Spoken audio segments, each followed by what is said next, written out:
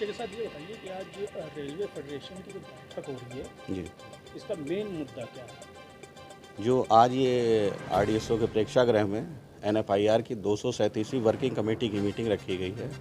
इसका मेन मुद्दा जो सबसे ज्वलंत इस समय चल रहा है, युवाओं का, जो पुरानी पेंशन स्कीम को ख़त्म करके नई पेंशन स्कीम लागू कर दी गई है, जो किसी भी प्रकार से, किसी भी तरीके से कर्मचारियों के हित की बात नहीं है उसमें।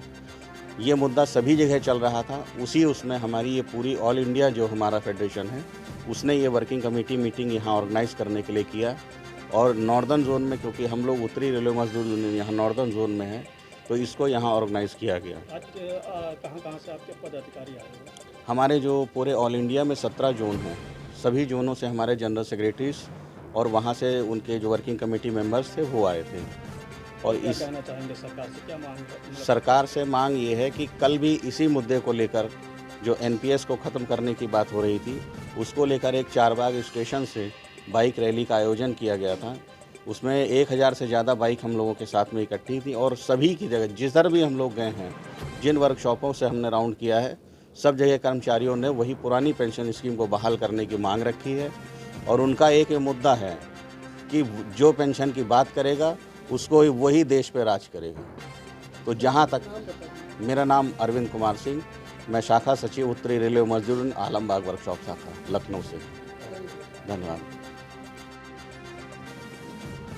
सर, आज की जो बैठक हुई है, उस बैठक में क्या निष्कर्ष निकला है? जैसे कि अभी आपने हमारे तीनों ही महापुरुष जो लीडर्स हैं हमारे, डॉक्टर एम रघुवीर जी ने सबसे पहले बोला, उसके बाद हमारे president NFIR doctor Guman Singh ji ने बोला, उसके पश्चात जिस जोन के, हम इस जोन के नॉर्दर्न रेलवे जोन के जो हमारी उत्तरी रेलवे मजदूर यूनियन के जनरल सेक्रेटरी हैं पीसी शर्मा जी ने आपको विस्तार पूर्वक हर चीज़ का समझाया। हमारा मेन उद्देश्य जो एनपीएस के ऊपर हमारा मेन टारगेट है, आने वाली 10 अगस्त को जो दिल्ली में मेन प्रदर्शन, जो अभी फ़िलहाल हाल ही में 5 तारीख को कैबिनेट सेक्रेटरी से बात जो डॉक्टर रघुवीर ने आपको बताया, ज़्यादा क्योंकि हमारा जो मेन उद्देश्य इसके अंदर हमारा है कि हम एनपीएस को दोबारा ओल्ड पेंशन स्कीम को यूथ को दिला के रहें। मैं ज़्यादा ना कहते हुए सोमनाथ मलिक, अध्यक्ष यूआरएम यूथ, जो आज हमने 2 दिन में जो मेन मीटिंग, हमने भी कल एक बहुत बड़ी रैली करी जिसमें 2000 युवकों ने अपनी एकता को दिखा के पूरे लखनऊ में, और मेरे ख्याल यूपी सरकार तक बात चली गई होगी कि भाई एनपीएस के विरोध में, क्योंकि जो हमें से वोट उसी को दिया जाएगा जो हमारी एनपीएस विभाग को लागू करेगा। हमारी आगे की लड़ाई जो हमारे यूथ के लीडर हैं, हमारी उत्तर रेलवे मजदूर यूनियन के पूरे जोन के जनरल सेक्रेटरी रमेश शर्मा जी मेरे साथ बैठे हैं, कि आगे की विषय में आगे की क्या इनकी युद्ध है, क्या आगे करेंगे, ये सारा आपको विस्तार रमेश शर्मा जी बताएंगे। रमणीक जी, ये बताइए कि जैसा कि पुरानी पेंशन 2004 के बाद सारी जो विभाग वो प्राइवेट हो गए हैं, ऐसे में देखा जा रहा है कि जो रेलवे में जो हादसे हो रहे हैं, इसका सबसे बड़ा कारण क्या है? जी, मैं Ramneek Sharma, general secretary youth URM. आपने जो अभी सवाल पूछा हादसों के ऊपर भी, मैं इसी बारे में आपको ये बताना चाहूँगा कि अभी जो हाल फिलहाल में देश का इतना बड़ा जो हादसा हुआ, उसमें कहीं ना कहीं प्रेशराइज जो एम्प्लॉई को करते हैं, वर्कलोड जो इतना बढ़ गया है, स्टाफ कम होता जा रहा है, सुकड़ती जा रही है रेल जो है। और आप देखें कि हम खाली एनपीएस को लेके नहीं हैं, प्राइवेटाइजेशन के भी विरोध में है। और अभी जब कोविड आया, उसमें आपने देखा पूरे देश में अगर कोई काम कर रहा था तो रेल का कर्मचारी काम कर रहा था, जिसमें जो है ऑक्सीजन के लिए स्पेशल ट्रेन भी चलाई, श्रमिकों के लिए स्पेशल ट्रेन चलाई। तो सिर्फ और सिर्फ रेल के ही लोग जो थे, मेरे तमाम कर्मचारी, उनका ही सहयोग था, जिसके कारण एक देश में जो है फिर भी हमारी एक विश्वास और एकता जो है बनी रही।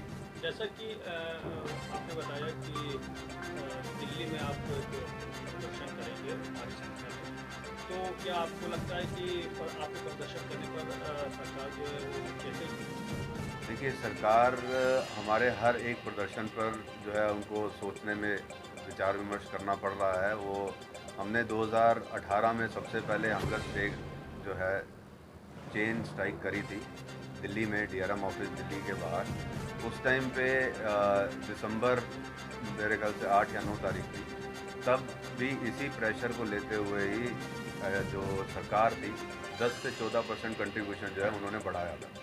और अब जो आप देख रहे हैं, क्योंकि इलेक्शन भी नज़दीक आ रहे हैं, अभी आप सबके सामने हैं कि हाल फिलहाल में ये कमेटी गठन करी है सिर्फ और सिर्फ पेंशन को लेके।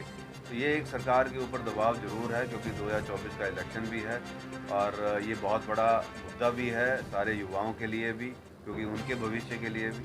और इसको अगर सरकार सीरियसली नहीं लेगी तो उसका खामियाजा उनको भुगतना पड़ेगा, क्योंकि बहुत सारी स्टेटों में आपने देखा भी है, चाहे वो राजस्थान हो या पंजाब हो या छत्तीसगढ़ हो, तो वहाँ सब ये चीज़ें इम्प्लीमेंट हुई भी हैं।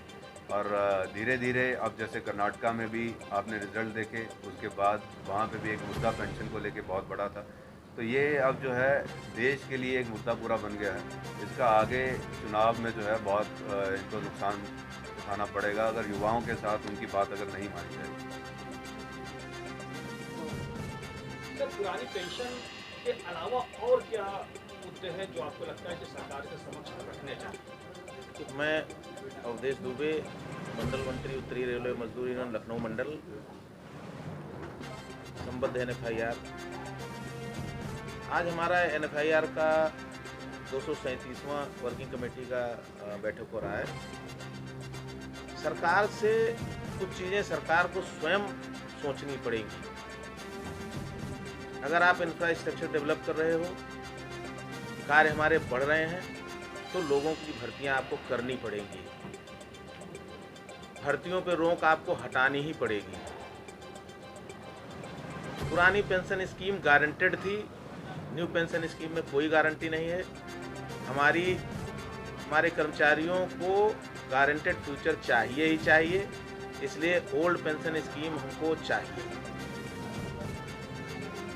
आप प्राइवेट को काम दे रहे हैं जहाँ पे किसी भी कर्मचारी का भविष्य नहीं है, इसलिए आपको सरकार के अधीन जो पद खाली पड़े हैं और जो इंफ्रास्ट्रक्चर बढ़ा के आपने काम बढ़ाया है, उनके पदों का नया सृजन करके भर्ती करना ही पड़ेगा। नहीं तो आप जनता की सुरक्षा के साथ धोखा कर रहे हैं। और जिस तरह से आप कार्य का बोझ बढ़ाकर प्राइवेट में काम दे करके,